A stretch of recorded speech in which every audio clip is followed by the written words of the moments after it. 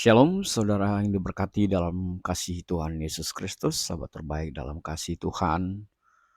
Kita bertemu dengan bahan Inang di Mika 6, ayat 6 sampai ayatnya yang ke-12 dengan tema tuntutan Tuhan.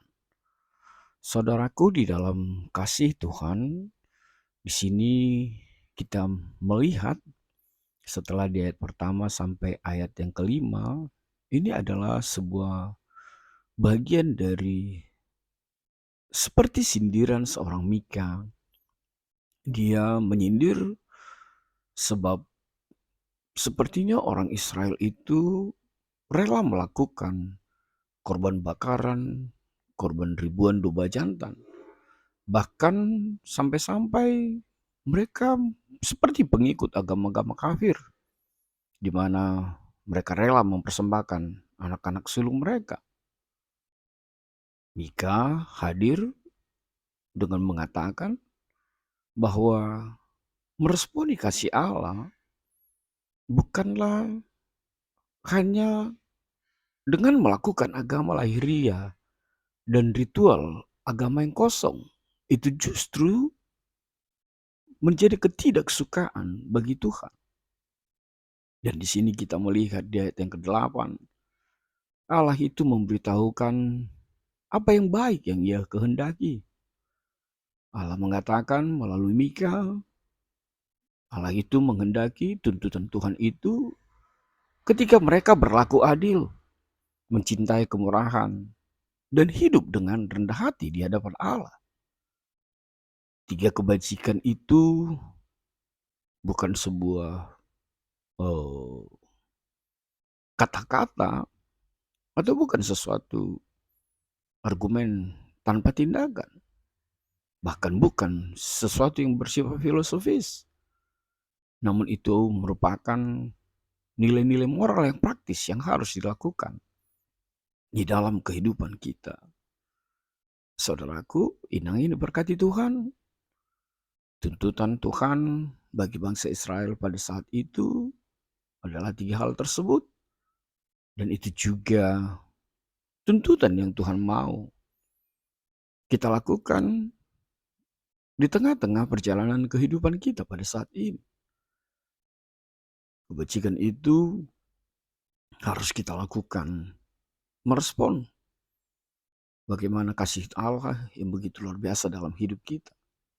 Berlaku adil, mencintai kemurahan Tuhan, dan mampu merendahkan hati di hadapan Allah. Saudara yang diberkati dalam nama Tuhan Yesus Kristus, maka dapatlah kita garis bawahi apa yang menjadi tuntutan itu. 3 tuntutan Allah buat setiap kita. Yang pertama, bertindaklah dengan adil, yakni tidak memihak dan jujur dalam memperlakukan sesama. Bertindak adillah, mulailah itu dari dirimu sendiri.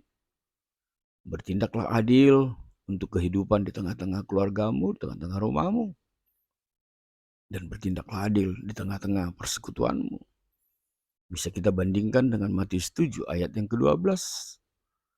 Lalu apa yang kedua?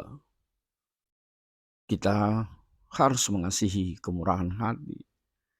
Kemurahan hati yang dinyatakan adalah menunjukkan belas kasihan. Menunjukkan belas kasihan, kasih sejati buat setiap orang yang memerlukan, buat setiap orang yang membutuhkan bantuan kita, perpanjangan tangan setiap kita. Yang ketiga, marilah hidup dengan rendah hati. Rendah hati di hadapan Allah. Jangan sombong, jangan angkuh. Setiap hari belajar dan lakukanlah kerendahan hati itu. Takut akan Tuhan.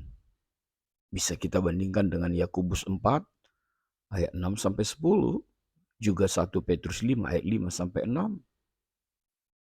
Saudaraku, Inang ini berkati Tuhan. Ibadahmu di gereja, ibadah raya ibadah umum, atau apapun itu bentuk-bentuk ibadahmu di dalam persekutuanmu yang besar, ingatlah itu hanya bagian kecil dari seluruh pengabdian kita yang seharusnya kepada Tuhan.